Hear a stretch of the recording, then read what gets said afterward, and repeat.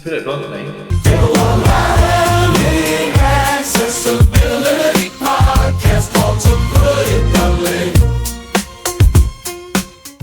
Hello everybody, welcome back to Put It Bluntly. We're on episode 29. And as you can see, I've escaped from the doldrums of my bedroom into this lovely desert vista. It's quite warm. And I'm sure I just saw a giant camel ride past. But with that being said, I'm Cameron, the host, or co-host rather. And with me is the man who puts high contrast into FC26. The Wobbly Gamer, Mathew Allcock. Good evening. I am glad to be back. We've had a month off. I've been busy with work. Cameron has had some things going on, and we also were both at Develop, which kind of wiped us both out for like 2 weeks. Cause, it was fun. I ended up getting ill. A little bit of post-Develop flu, standard. And I had pre-developed illness, so I'm glad I got mine out the way before. So we've been chasing that and just been busy. But here we are. We're back again. We've got actually back to back. We've actually got things lined up, so we should be continuing episodes weekly again at the moment. But that's enough. As you can see, we are joined by another guest. This guest quite simply goes by the name of Ben. So Ben, how are you? Hey, how are you doing? Yeah, no, I'm doing really good, thank you. I am super excited to be on here, and I mean, I'm just admiring of just like kind of Cameron just being in this lovely kind of desert and just like the camels. I mean, you know, that must be a sight to kind of see, right? Yeah, definitely. The only thing is not much water, and I need to hydrate. I brought my own. Yeah. Yeah, that's actually a very good shout. I need to get my drink as well. I should say there's water in here, not gin. I've just realised how messy my desk is in the backdrop. I have got shit everywhere. But yeah. Why do you think I've got a background on? Yeah, I know, but if it's any consideration, I've got throwing spears in the back, so that's why I've got mine blurred. That's a cool background. But yeah, how's everyone been? Like I said, it's been a while since we've done one of these. So Cameron, how have you been? Like, what you been up to? What you been playing? I've been going retro this month. I'm only playing PS3 games. Ooh. And it hurts my soul to say retro with PS3. But that's how it is these days. So yeah, I've just been going back, playing some PS3 games because people may know. I may have mentioned it once or twice. I like trophies, achievements, games. I don't think I mentioned it that many times, but maybe I have. And I'm just really just trying to get my completion percentage up because I got games that I played once when I was like 12. Played it for half hour and then left it because I burned into it then. But I've gone back to them now, so yeah, it's going to be interesting to put up with the different mechanics and there's a lack of accessibility on PS3, let me tell you, boy. So you got the settings menus nowadays are 8-9 pages. You're lucky if you get 1 page with some of these games. I would hoping you'd do a bit of self-promo there, but he hasn't, so I'm going to have to do this. For those of you that follow the channel or follow us on LinkedIn or connect with us on LinkedIn, whatever you'd like to call it, you may have seen an announcement from a certain Mr. Cameron Keywood that he is moving and dipping his toes into the proverbial accessibility pool. He's available for consulting on everything and anything to do with neurodivergency, and he is clued up about other forms of accessibility. He just doesn't like to admit it. So I'll sell him out a bit, and yeah. So please, please. To be fair, if somebody wants a visual thing, it's I can do it. But there's people who maybe can do it better and need to do more. But he's so bad at this. But yeah, so that's what he's been up to as well. So go check his LinkedIn stuff out. His website is normally in the dump anyway, I believe. So go look on there, and he's got some stuff about it's just been updated. It's nice and fresh. Yes. So yeah, but no. Other than that, what have I been up to? It's cricket season.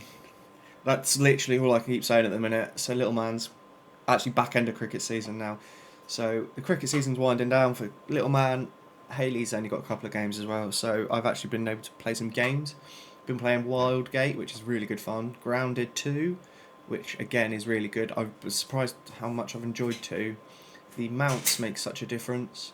And today Battlefield 6 was launched, and I didn't want to say it, but Battlefield is definitely back. It is so good. I played Right, are we talking Battlefield 3 back? Or Battlefield 4 back? Battlefield 4 back. I don't know, I think Battlefield 3 is better.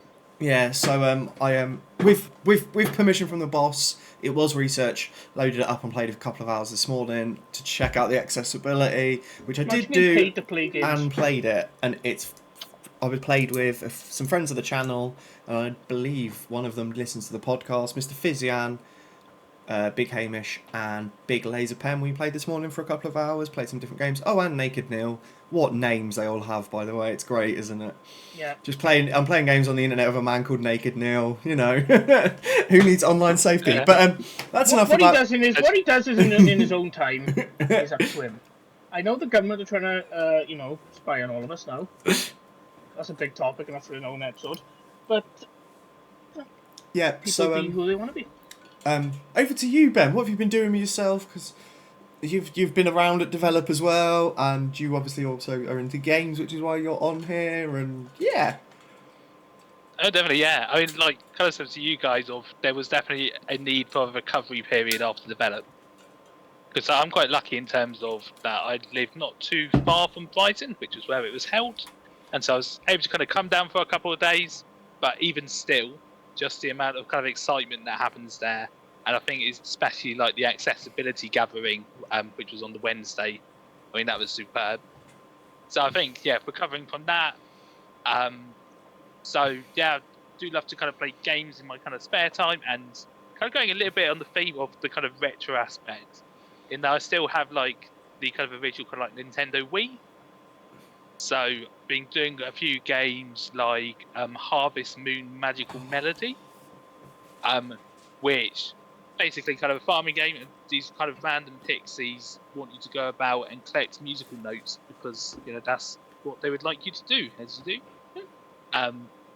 Which is kind of interesting in that. So one of the reasons for going back to that, so I kind of do. So I play kind of farming games, kind of generically as well as kind of strategy ones. But though one of the reasons for picking that one particularly was they had the kind of mechanism where you could actually buy like your basic tools, so like upgrades for a copper hammer or a golden watering can, which gave you extra powers, which normally in the kind of games post that you had to kind of manually go into a cave and do some mining for your gold ore. Well, here you're literally just able to go to a shop and buy it for like triple the price that it normally would be. Capitalism. Which, yeah, exactly, pretty much. It's just like, well, But though it's quite interesting from the aspect of if for instance, I was going to struggle with playing the mining game because it's dull or it's set in darkness. So if I have issues in terms of that, then actually I'm still able to play the game. But also I can then create my own narrative of saying, actually, you know what, I'm a tree farmer. I don't go into caves. Why would I even want to go looking for some gold ore? Yeah. And then play the game that way. So been a bit of exploring that, and also Total War Shogun 2. Ooh. Which I think, weirdly, they got their 25th anniversary, I think, just Total War in itself. And I think maybe Shogun 2 came out about 10 years ago. Total War that long? Oh. Yeah, basically. Oh, that makes you feel old, because I remember when the first one came out. Oh, really? I mean, so when I was growing up, then me and my brother used to watch the TV show Time Commanders. What a TV show! Yeah. Yeah. And it was based off of Rome Total War, but it was all people in person, and he had this kind of chain of command as you move these troops around. Ben, that is like a throwback to I loved that program as a child because I used to play Age of Empires and like all the old RTS games. So there is a guest today. We've got. There was a reboot to that in 2016. Apparently, Greg Wallace hosted it. He did. Yeah, I mean, it's kind of a shame they didn't ever, expand further with that. Because, like, in that one, then I think they did Napoleon Total War. So it was, very much Napoleonic kind of fighting, but rather than more of the kind of ancient warfare.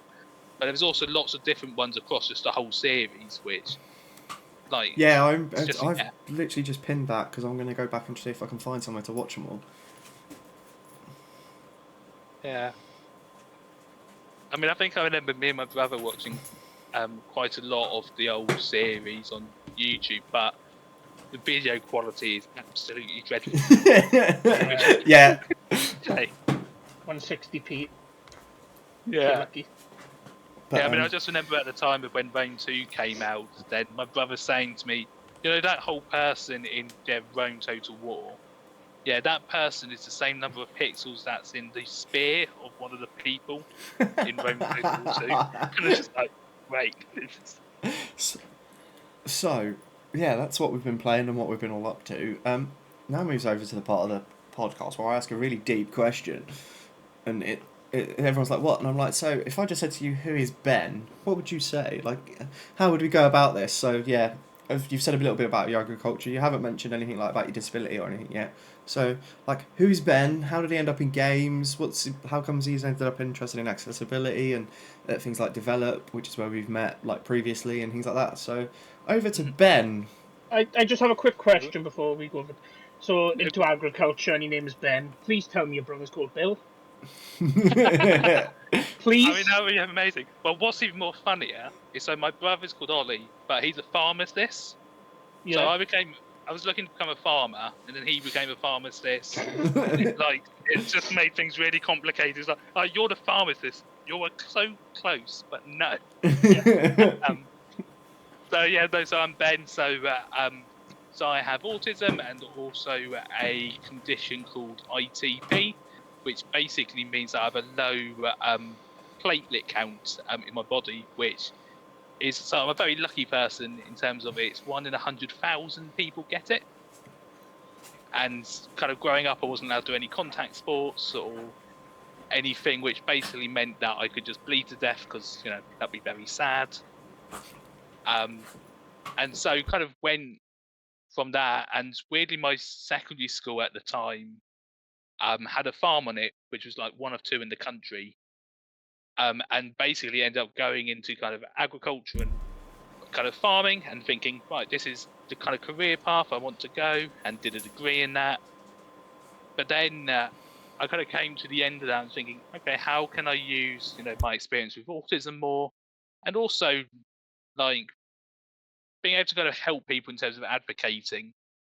And so it basically brought me to this kind of journey of going into kind of UX design and looking into the more kind of practical aspects. And then somebody said, oh, you can combine that with game design, right? It's like, really? Then you could do like a job kind of just into games just like that. I thought you had to be a coder and, have all this massive kind of computer experience. It's like, not necessarily. And so basically I've been trying to transition into that. So during COVID, I bought myself a gaming laptop because basically when you're just stuck indoors all day, what are you supposed to do, really?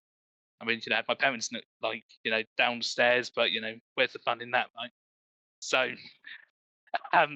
so I bought myself a laptop and started learning game development. And so currently at the moment, I'm looking at the kind of technical kind of UX kind of designer or developer, which basically is someone who's kind of in between a user experience designer who's looking at everything and saying, yeah, by putting that button really big, actually people really don't like that. You need to kind of reduce it smaller. So making those kind of decisions, but also being able to someone who's able to go and say, oh, actually, can we actually go about physically putting it together now? Because it's so easy to talk about it in theory, but how do we practically go about it? So that's kind of how I've been kind of aiming at things, and I've kind of met Cameron and kind of Wobbles through Develop and Games Accessibility Conference. And but that's just a little bit of me in a nutshell. Yeah. Let's rewind back. It's always nice to see you at events because obviously it was nice to catch up with you. And you're there at most events that are in the UK. Well, I don't know if you've been up north. I haven't been up north, to be fair, so I can't really say. And you've always got a smile on your face, Ben. But yeah. When were you diagnosed? Did you go through school with a diagnosis, or was you diagnosed like post school, or as an adult, or with your neurodivergence, your autism? Yeah. So So I was diagnosed with high functioning autism when I was 3, and Another one. yeah, yeah, whoop, I'm whoop. nervous. I'm nervous. Yeah, exactly. So yeah, I mean, it's kind of an interesting story in terms of I was within a SEN or kind of special educational needs kind of background, and so I was going to a SEN school, and it was basically at the time I was told that chances of me doing well in GCSEs was slightly like none to really low. In that so the school itself was a primary and a secondary school combined, and the students at the time would leave, going from would leave kind of at the age of 16, and they'd be like level 3 kind of primary school age in terms of that education. So I ended up basically doing actually really well there, to the point where actually I could go into mainstream, and so basically changed into that when I was about 9 or so. But kind of, yeah, it was kind of an interesting time because I mean, me before diagnosis, then everyone thought I was deaf because I just wouldn't respond to them, and it was like to the point where I actually nearly had I've forgotten what they're called.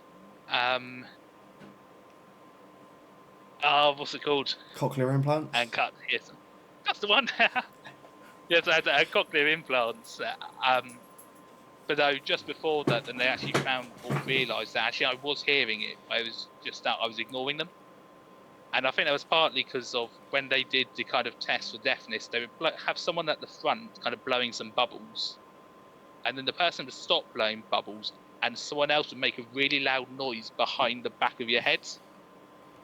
Which at that point I used to get really upset because they stopped all the bubbles. It's like, I'm sorry, why has this stopped? Why's the fun stopped? Yeah, when the fun stops, stop. Yeah, exactly. Yeah, so I was a bit of a tough cookie in terms of being able to for them to be able to kind of work that one out.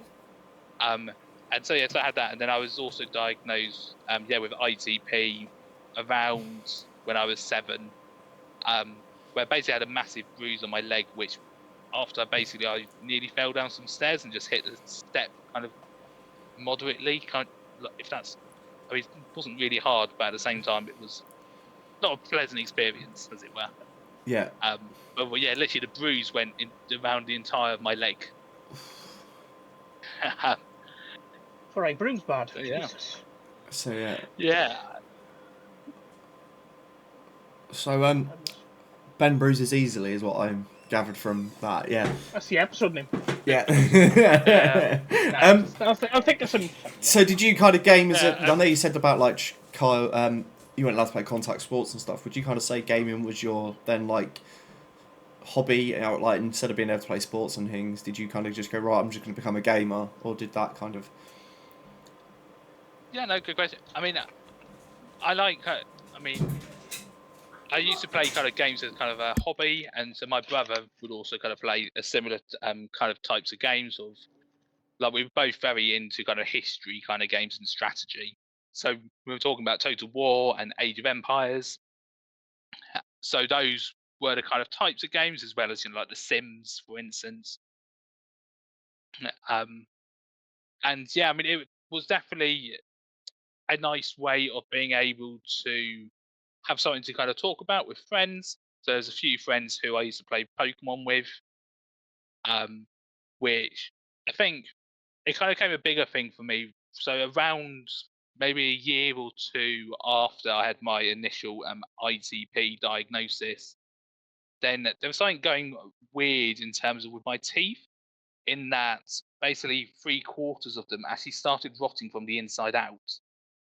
And like they don't really know why that was, but we probably suspect it might have been like a blood flow kind of issue. But anyway, so I was in so I had all those teeth taken out in kind of one hit, because the kind of traditional way of just taking them out individually in a dentist surgery, if you know the person's going to potentially bleed to death, they were slightly less keen for some reason. But when I was going into hospital for that, then we had to kind of go on a drip where you had loads of playlists put into you. And around that time, I was given Pokemon Sapphire as a game to kind of play. I thought you meant in the IV for a second. Yeah, exactly. Yes, I mean, yeah, I mean, they talk about the kind of gaming CCs going of Pokemon stats. Yeah, exactly. Yeah, I wasn't allowed to run away though, because that was, the nurses weren't going to be happy in that regard. But yeah, so I mean, it's kind of from that where actually gaming was able to kind of help kind of alleviate some of the kind of potential pain in that, but also just became a great kind of talking point, really. So, you've kind of mentioned the Wii, you've mentioned Pokemon. Are you a bit of a Nintendo fanboy? Do you play other consoles, or is Nintendo like your go-to, without a doubt, always going to be Nintendo?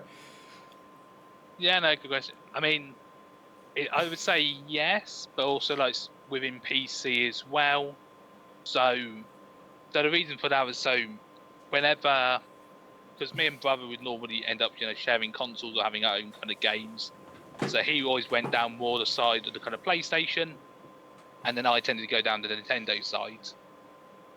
And then there was like this kind of fine kind of border of when we were allowed to play on each other's consoles. So which basically meant that he had quite a lot of games on my one, and then I had hardly any on his because he was the older brother. So That's the experience of that. Yes. I think it was Sonic the Hedgehog.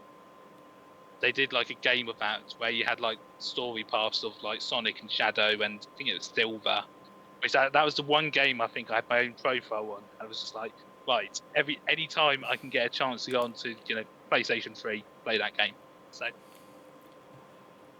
I love that. So, why agriculture? yeah, no. Are you in an agriculture-heavy area? Like, I grew up in the middle of Lincolnshire, and like everyone farmed. It was just you were either in the RAF or you farmed. There wasn't like an in-between in Lincolnshire. Yeah. But you mentioned it, but it's quite amusing in terms of I've ended up having a friend of mine whose dad did agriculture as a degree, but he went into the army. So I'm not sure if there's a correlation between military and farming. As it comes. But yeah, so I'm from West Sussex, kind of like on the border towards East Sussex as well, where in one direction it's a lot more kind of towns, and you're kind of heading more towards kind of Brighton kind of area, and then on the other kind of in the other direction, then you're starting to go into more kind of countryside. But in terms of how I kind of got into it, then so I call these a God incident in terms of I don't really think kind of coincidences are necessarily just a thing, just because it's so random, but yet it just seems to make sense. In that, so I mentioned that my secondary school had a farm on it, and when I very first came it as a year 7, so being at like age 11, it was like a really common thing that people would join the Young Farmers Club. And so I went along to their kind of first evening of like, okay, how do you sign yourself up so you can, after school you can help with milking the cows and all this kind of farming stuff. But the first thing they did was give you a risk assessment and said, oh, by the way, if a cow steps on your foot, chances are it will probably break it. Which completely put me off farming for the first kind of year. Yeah, I can imagine with your ITP, it's not the best combination. Yeah, but what's hilarious, like in the scheme of things, so the farm were really supportive of people with disability, and where in PE I was basically told just to be the referee every time, the people on the farm said, okay, we appreciate that you've got to have a blood count condition, and we're going to, we can put things in place. But yeah, do come on down there and work with the animals, do stuff with plants, and so randomly, so I ended up kind of doing more of my PE lessons actually just going down to the farm. But what kind of originally brought me kind of back to it was that I used to do kind of like flag worship, which is part of kind of like kind of Easter assemblies, which there used to be a kind of like a Christian kind of aspect to it. And one of the sessions got cancelled.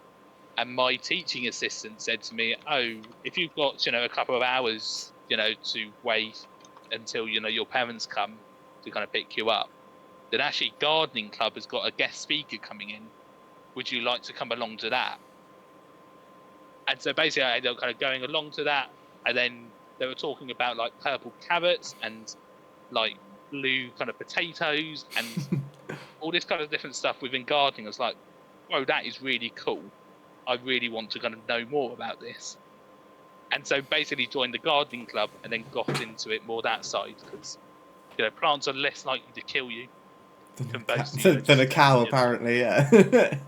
Yeah, but even more of a amusing story off that was on holiday. I think it was, I forget which castle it was. I was going to say it's somewhere near like Warwick Castle, or one of the ones where they filmed Harry Potter. But anyway, there they had a poison garden, which it was typical that I went into it and then I managed to get a little bit of kind of poisoning from monkshood, where basically the flowers were in bloom and it was about the same height as where my head was. So I had to go and sit down and went completely pale. So that's mad. Basically I've been poisoned in the poison garden, which is just... I think they should be making a t-shirt of this, not gonna lie. Yeah. Oh, yep. The poison garden, Jesus. He said it. He said get it on a t-shirt. Yeah, I was just thinking Wobbles. I say it all the time. Yeah, I mean, this can be kind of for your kind of merchandising if you'd like, and so yeah. maybe you can give them a cool... Yeah, we have a memorable quote from each guest as a... Yeah. Poisoned in the poison garden. Brilliant. So, as a neurodivergent, how did you find university? Did you travel? Did you live from home? Yeah, so for my degree, I was in Reading, so it was about an hour and a half or so from my parents' house, where I was living at the time. And so I lived up in Reading. So I did first year in halls, and it was all catered, and it was an interesting experience in terms of 20 people who shared a kitchen, and the kitchen was really small on the basis that everyone was going to eat catered. So that basically meant, well, what do you use a kitchen for? Loads of people just use it for drinking and kind of like, was it parties beforehand? So it was I'm not going to suggest it's probably the best in terms of kind of hygiene of the kitchen by the end of the year. But I kind of kept my head down a bit in that kind of aspect. But then my second and fourth year, because on my third year I did a placement year, working at a couple of different farms, which for those, then I was living with people who I knew at the Christian Union. So yes, I lived there for, one was like a house of 4 and another a house of 5. Which, oh, nice. Yeah, very interesting experiences. Good. Yeah, I didn't know you had a background in agriculture, so I'm learning a lot about you. Yeah. So right, how have you gone from agriculture to gaming? Like, how have you found the transition? Farming simulator. Yeah, yeah. That's the bridge. Yeah. So generally, because so a lot of the people who did my course came from farming backgrounds, and farming simulator was always talked about as like, oh, how's your farming simulator getting on? And like that was just one of the kind of big chats of it all, which I just found really hilarious. But yeah, I mean, I suppose the kind of transition was weird in itself in terms of, well, I was still trying to figure out of what I wanted to do kind of post uni. Then it was quite hard actually getting into kind of agriculture, because there's a lot of talk about there's a demand, but they really just want people who are actually farmers, because they've already got all the skills and the experience. And because I was not from a farming background, then it made that a bit more harder. But so during COVID, then my uncle's business ended up coming to a halt, where he was importing and export. Well, it was what was it?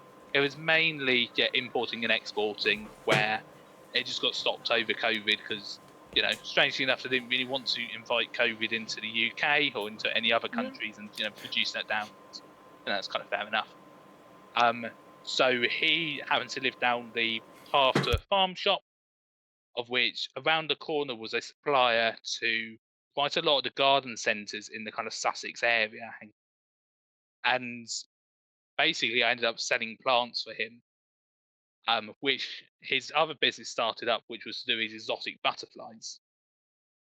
So he's randomly the supplier for about, I think it's about 90% of Europe. So if you ever go to like a butterfly display, chances are that he's the supplier. So one of the really weird things in that is the basis of why Pokemon was created was that one of the founding people was an entomologist, which is someone who loves kind of invertebrates. And so I used to talk about Pokemon partly as a tourism kind of thing to kind of children to kind of get them kind of interested of what they were seeing.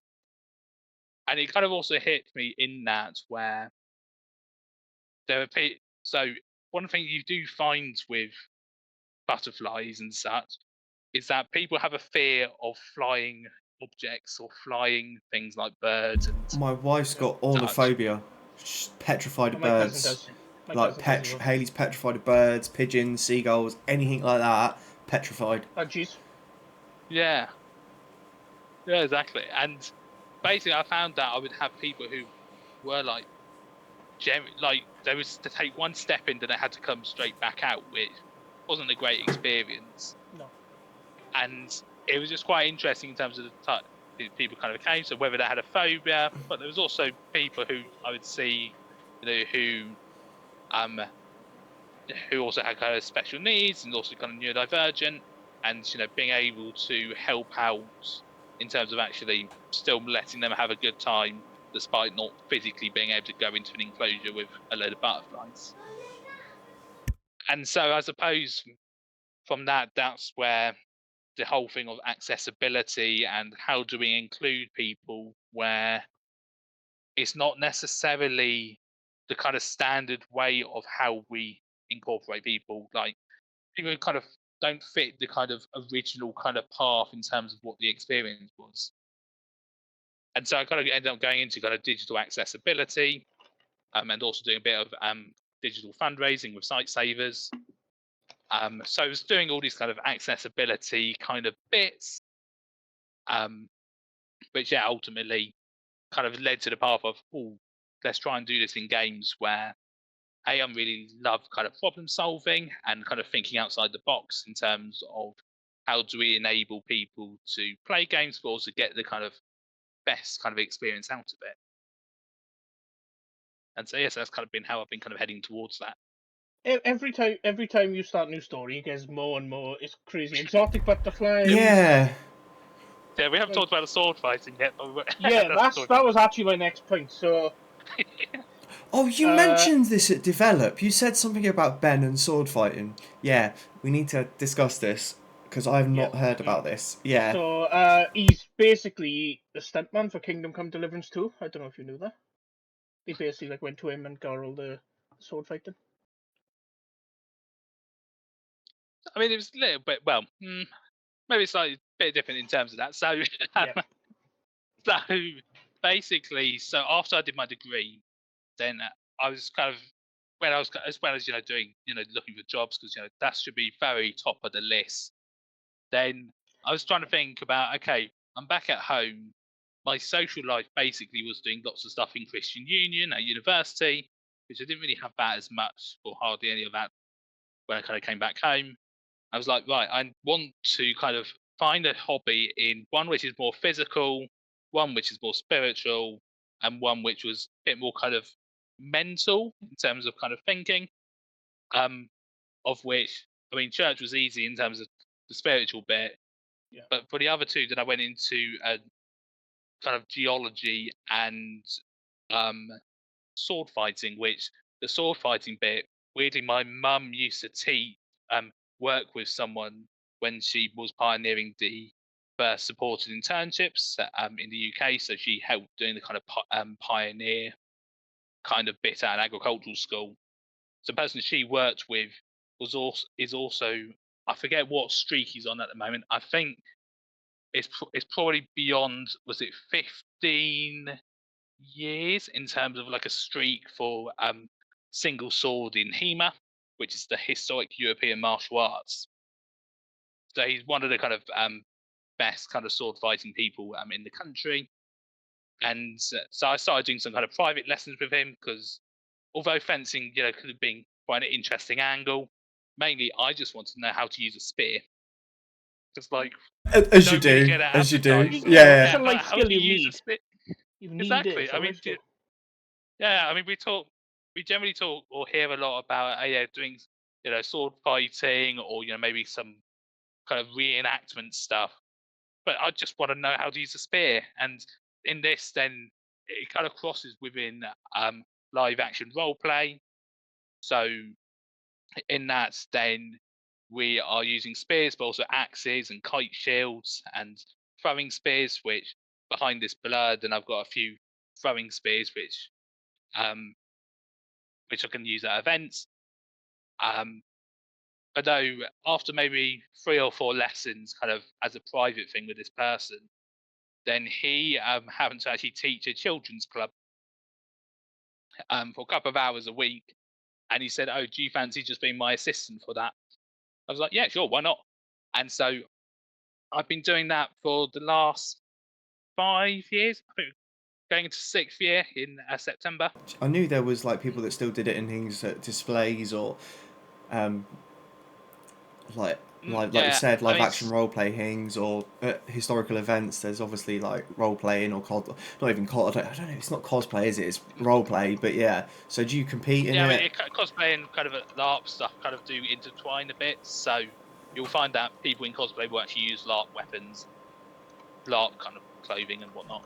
So I've kind of, I think partly because of when it was still kind of COVID time, then there was less of an initial chance of me kind of going into the kind of going to events for kind of competitive or kind of meetups, because meetups were just reduced to a really small scale. So most of the stuff I'm doing at the moment is kind of more on the teaching aspect of things. But I think once I kind of get the energy kind of back up again and kind of fitness and whatnot, then I think giving it more of a go in terms of kind of from a competitive kind of aspect of things. Your mum must worry constantly, right? As a kid, it was going to be: is he going to be kicked by a cow at school? Then is he going to get poisoned by a plant? And then you go, right, Mum, I've got this condition which means I'll bleed out or bruise easily. I'm going to go play with swords. Is that all right? Like, it's a bit. Yeah, you're always running a risk, aren't you? Like, on your weekends off from sword fighting, you just go snowboarding to really like amp up the intensity. Yeah, I mean that should just generally be the case, I should probably use this as an apology to my parents for all the challenges over the years. But yeah, I mean, so within the sword fighting, then strangely enough, we're not allowed to give real swords to children. Because, Yep. Yeah. Although, sword. There's a story in that from another time of something else, but we'll bring that up in a bit. But so we use LARP weapons. Yeah. So it's a carbon fiber core with a really thick foam, and so basically you can get hit by that, but you don't get bruised or anything. And so you don't get hardly any kind of injuries, but you kind of treat it as a bit more of a. It's a little bit like contact rugby, like where you have like the bibs, where you have things where you just tear off. Yeah. So in effect, so in sword fighting, we'll do something like hit per location. So if I get hit in the arm, I can't use that arm anymore. If I get hit in the leg, then I have to go on my knees and fight.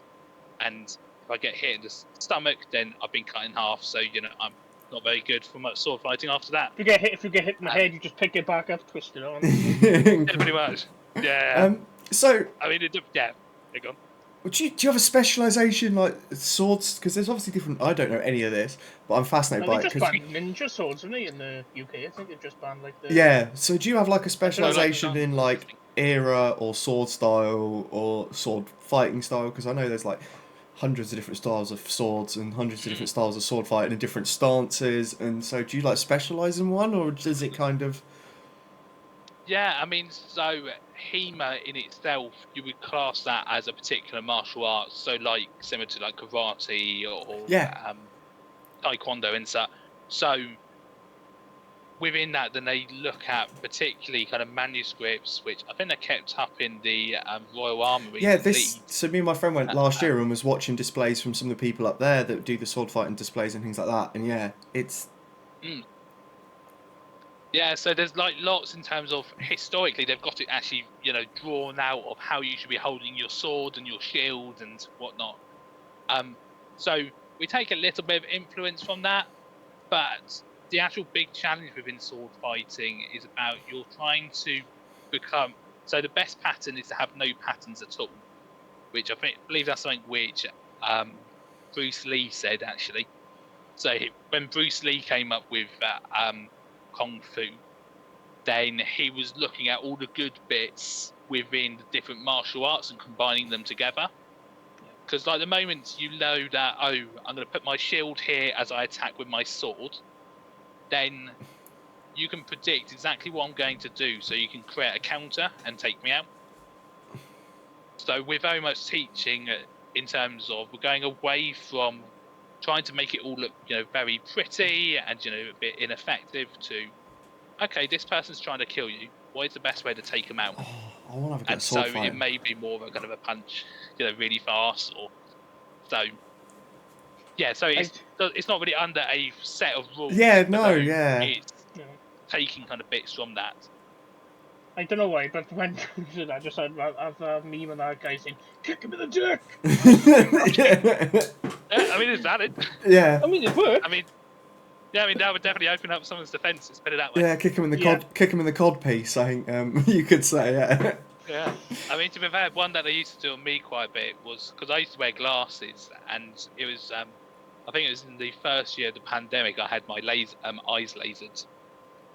And because you wear glasses, I'm very conscious about putting your glasses on and off, like throughout the day and whatnot.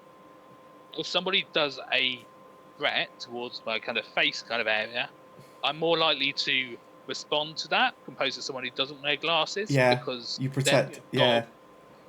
Yeah, so there's different kind of physical aspects, and so whether it's glasses or being male or like there's lots of these different factors as to why you might be susceptible to certain bits, also really strong in terms of other kind of aspects of sword fighting. Yeah, no, I think that's quite a... I'm just blown. I didn't see that side of you, Ben. Like, I'd never... Cameron said about it, but I didn't, yeah. He's like, did you know Ben was a sword fighter? I was like, what? Hold on, mate. So, yeah. You wouldn't be able to kind of tell that kind of if you just met me down the street. Yeah. I come across as this really lovely guy, and then I say, oh yeah, I do that. It's like, hand wait, what? Yeah, and chop your head off if you piss him off kind of thing, yeah. Yeah, pretty much.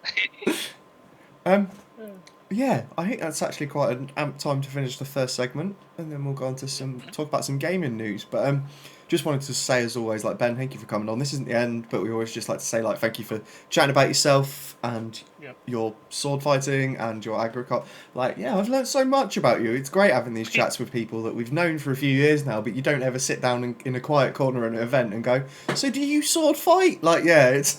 Yeah. It's great to open up. Yeah, but no, it's like we said at the start, it's always a pleasure to see you and a pleasure to see you at events because you've always got a smile on your face and it's a pleasure. Yeah, no, you're very welcome. Generally, thank you for having me on. And I mean, I think the one thing I have found with a lot of this, I mean, when I looking back to the time of me not really going to potentially do very well in the GCSEs and what is perceived as kind of my experience with disability and how the quality of life was supposed to be a lot lower, then all this stuff that kind of happened, I couldn't have necessarily dreamed or couldn't kind of comprehended kind of myself. And I was kind of talking earlier about kind of like God incidences and such, where I suppose just wanted to say in kind of a Christian aspect, then all these things, there's literally nothing I have done to kind of have a hand in it. It's literally things just happen and just like, okay, let's go with this and see what happens. And as you say, some really bad stories, but no, Ben, I think you're a great credit to the accessibility space and the disabled community, because like we said, you've always got a smile on your face and you're just such a happy person that's just like, yeah, incredible and happy to be at events and things. So we will have a quick intermission and then we will be back with this week's patch notes.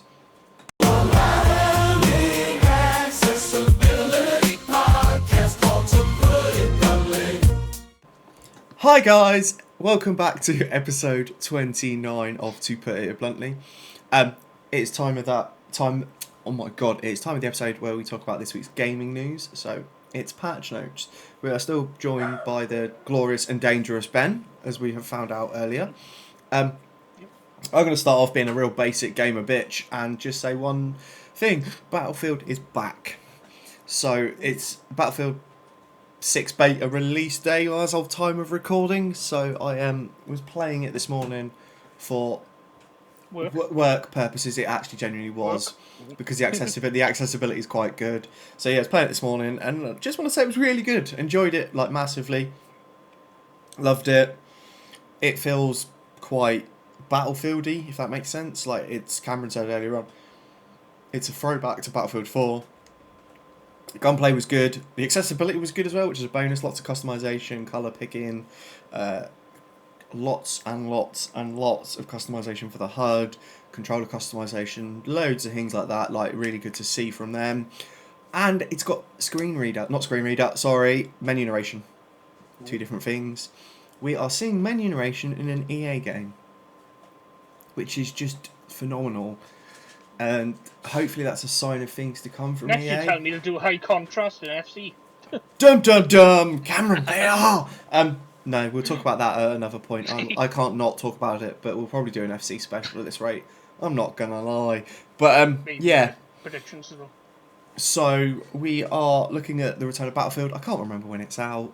I want to say it's October, but I don't think it is. Yeah. It is usually is October. Yeah, usually is. I can't remember the date, but let's just say there's been a bit of a meme going on around like the scene from Peaky Blinders, where it's like no fighting, but it's no pre-ordering, because everyone's like no pre-ordering. And I know so many people that have played it this morning and going, maybe I will pre-order. So that's a sign of that's a bit of a positivity out of the gaming space this week, which is Battlefield seems to hit the ground running.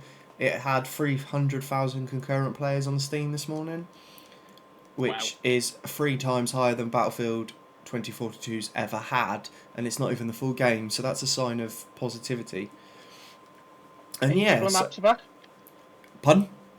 Any particular maps are back from? If anyone remembers Firestorm, there's a remake of Firestorm back. So yeah, there's it's really good fun. Operation Metro will be good. Yeah, I want things like Operation Metro and Isle of Incente and things like that. Like, love to see some of the old school Battlefield maps come back. But yeah, no, I just wanted to kind of bring a bit of positivity for once, because games are getting shafted left, right, and centre at the minute.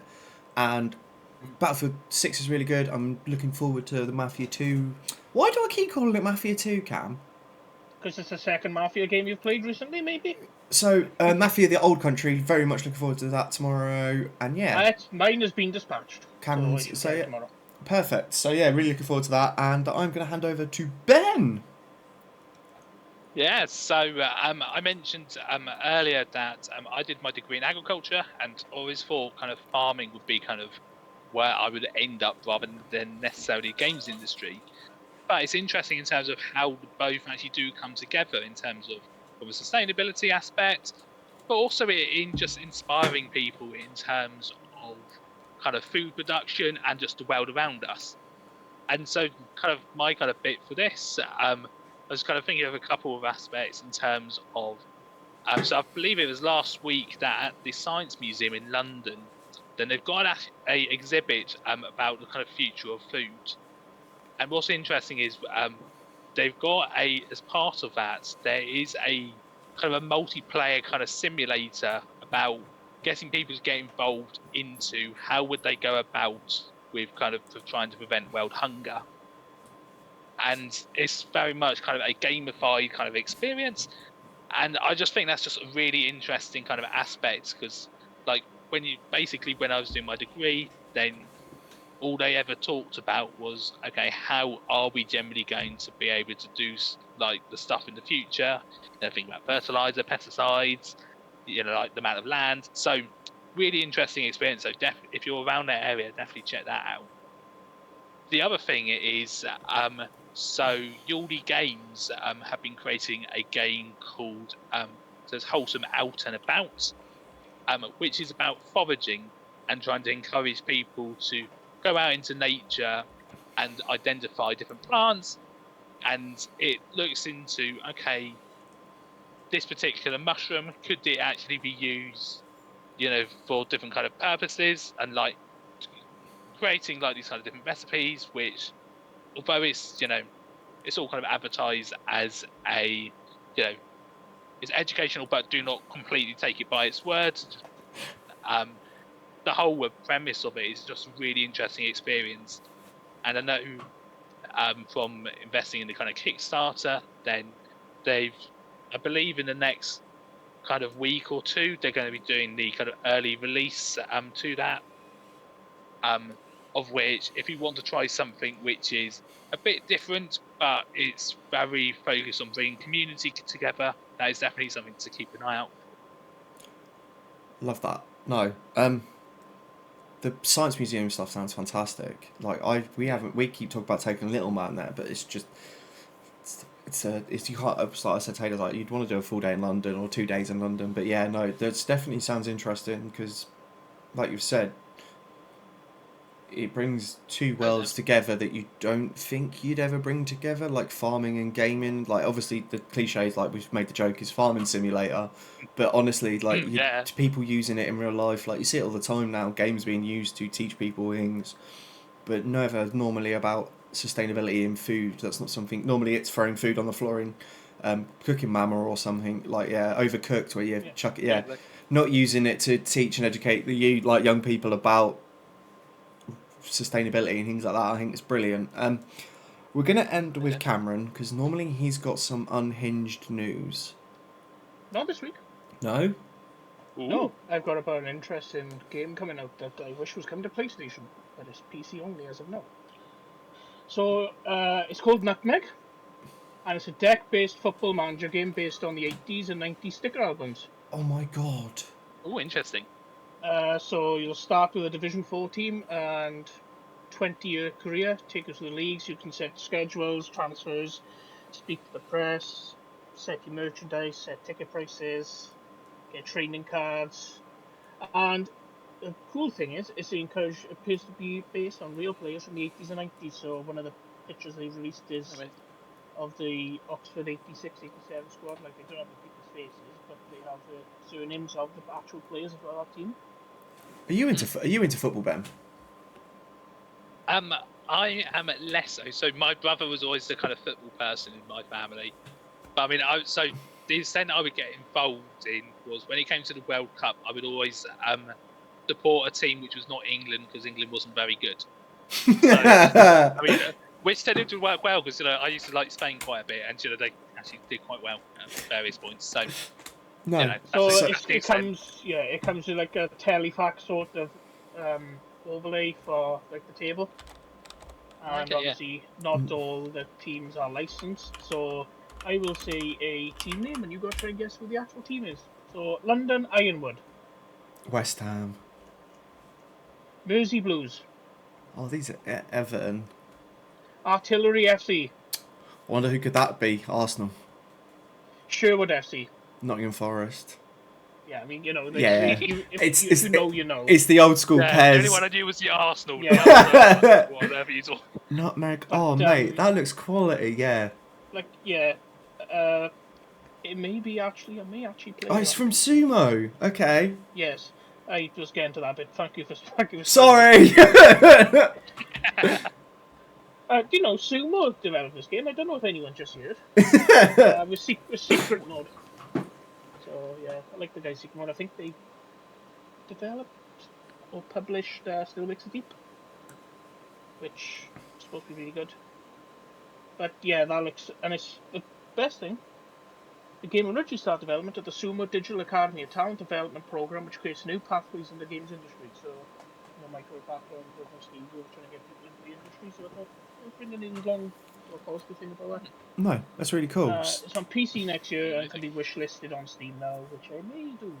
Yeah, I might do that as well. But no, that brings us to this week's gaming news. It's not really we could have, I think, especially me bringing AAA stuff.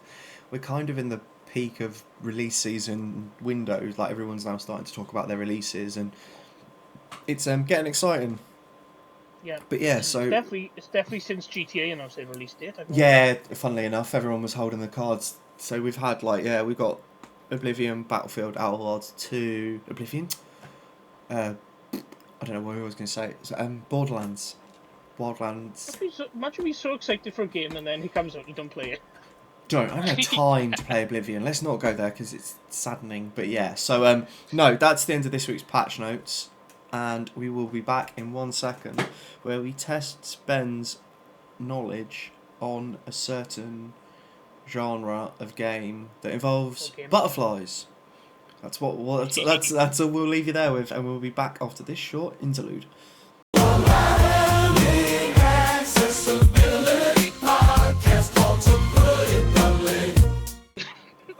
Hey guys, Cameron here with Wobbles and our guest Ben, and it is time for our quiz, the charity challenge. So we will be testing Ben on a game of their choice, and then there may be a little extra. So Ben, what game did you select? I mean, I was always a really big fan of Pokemon, but I think one of the really good ones was Pokemon Gale of Darkness. Which, funny enough, I think it's come up to 20 years since it was released a few weeks ago. So yeah, when I was doing the looking at the quiz, and I was like, oh, it came out August 2005. Oh wow! So, that's scary how that is that old now. Yeah. So if you listen to the pod before, you know how it goes. The first two questions are multiple choice, and then the last three, obviously, are multiple choice. But they get harder as they go through, so the first one is usually a gimme, the second one is quite easy, and then they get a bit harder throughout the last. Okay. So no pressure if it's a charity. I was about to say, I was literally about to say, is Ben, who is the charity? So I picked the charity Camille Felix, which is based in Romania, in Oradea, or just outside of it, I believe.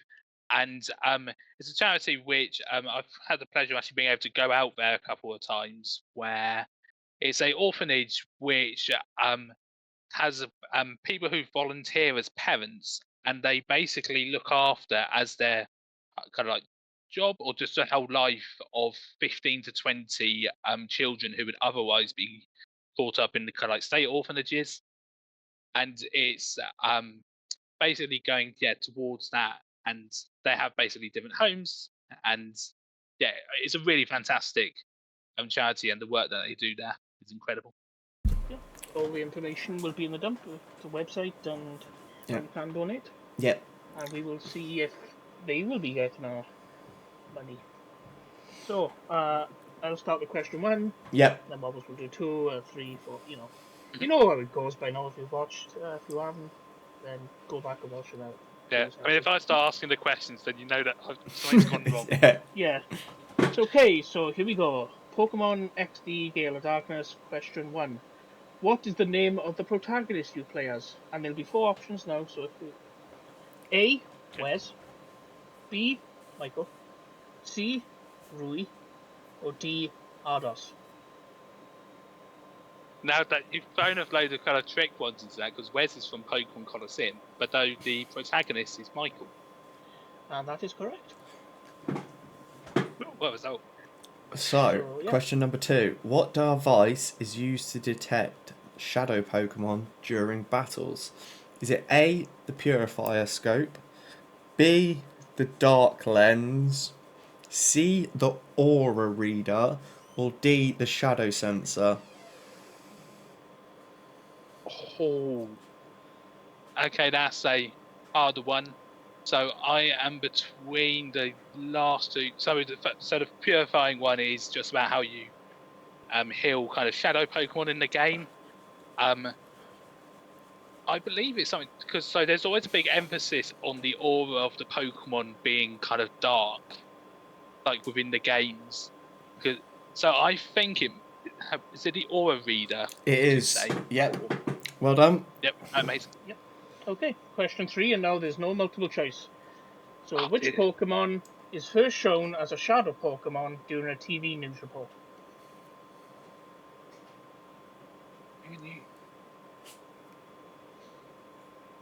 And this is still Gale of Darkness. Yep, all Gale of Darkness and fact checked.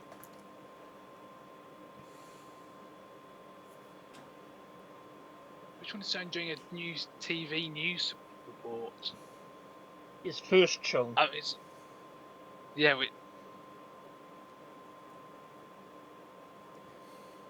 such a hard. I mean, because the reason so challenging this is that in Pokemon Colosseum at the very end they have a shadow Togetic, which there's lots of coverage on that. But though in Gale of Darkness, then they don't really have as much as that. So what would it be?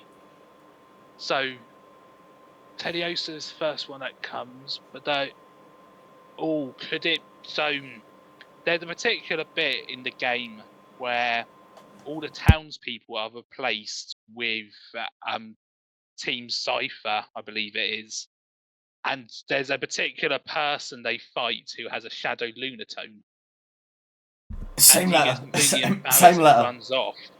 So the same letter, but not that. I'm guessing. Oh wow.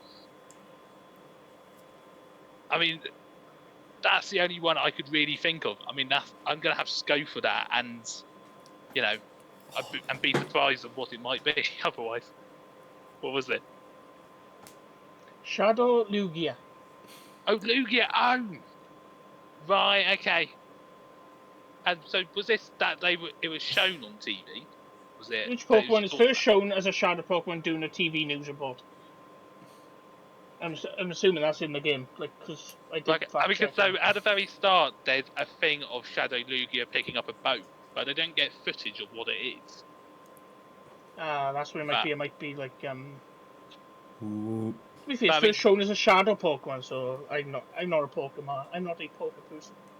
Yeah, I mean, it's the mascot of the game, and to be fair, it's one of the standing out things. So yeah, so that's fair enough. So. Question number 4. What's the name of the large ship found stranded in the desert? Damn.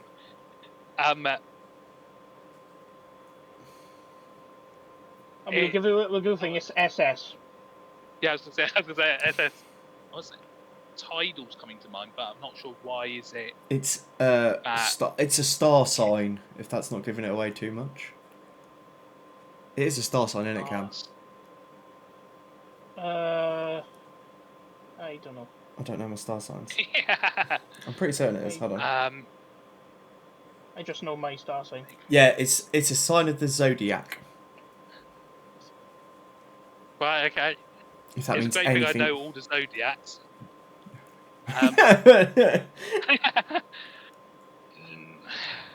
What would it be called?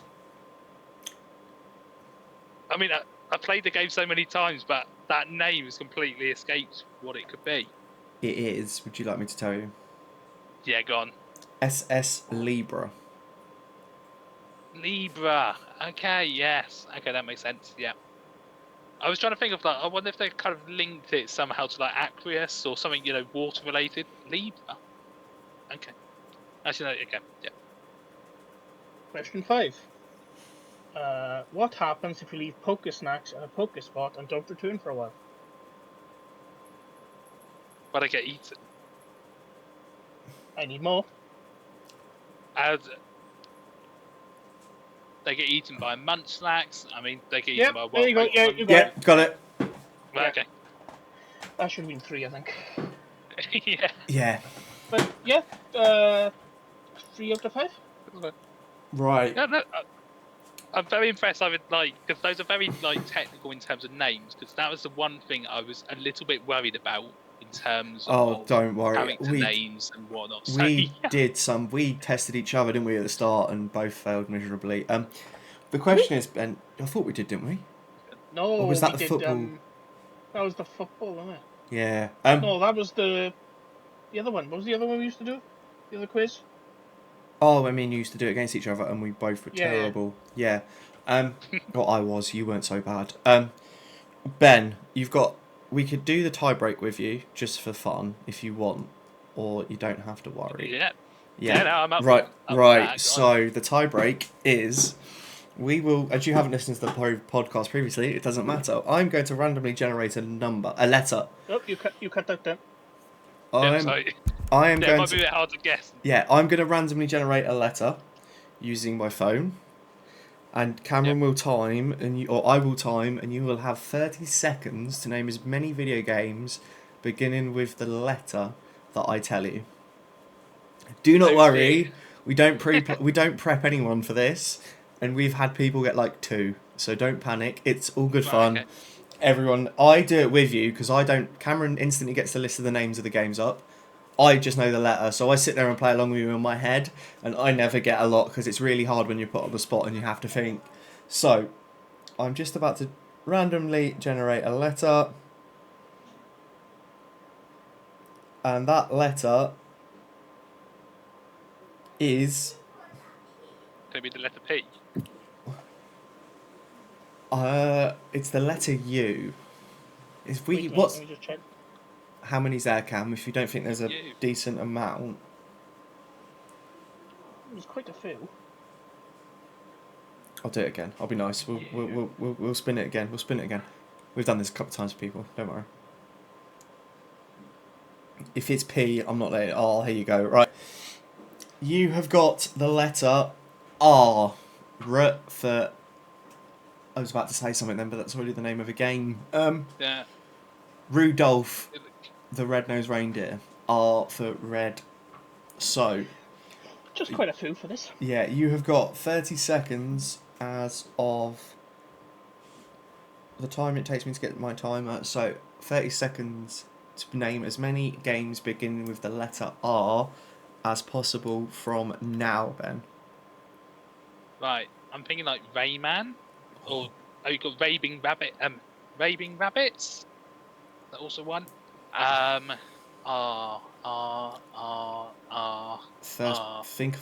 First person shooters by Ubisoft.